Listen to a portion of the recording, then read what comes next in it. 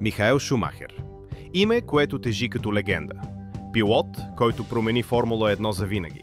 За едни – най-великият. За други – безмилостен съперник. Но всички знаят едно.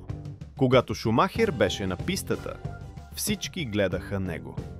Шумахер влиза във Формула 1 през 1991 година. Още от първите му обиколки се вижда нещо различно.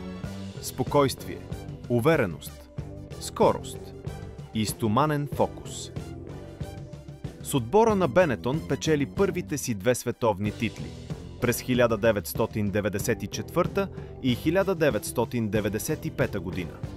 И светът разбира, това не е просто талант. Това е състезател, създаден да доминира. През 1996 година той прави нещо смело. Преминава в Ферари.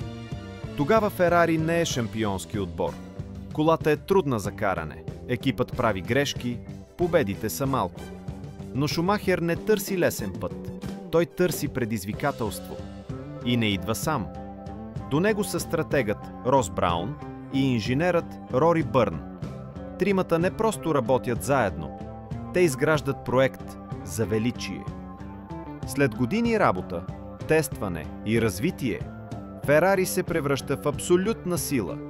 И между 2000 и 2004 година Михаел Шумахер печели 5 поредни световни титли. Той тренира повече от всеки друг. Работи с инженерите часове след края на състезанията. Анализира всеки детайл. Усеща колата така, както малцина могат. Това не е просто пилотиране. Това е изкуство. Но легендите имат и остри ръбове. Шумахер понякога играеше твърдо, понякога прекалено твърдо. Инцидентите с Деймън Хил, сблъсъкът с Жак Вилньов. Маневри, които разделят феновете и до днес. За него Формула 1 не беше спорт, тя беше битка. И той играеше, за да победи. На всяка цена. Михаел Шумахер не е просто пилот.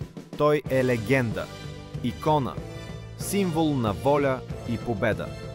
И когато днес чуем името Шумахер, ние знаем, това е величие. Абонирайте се за още подобни видеа.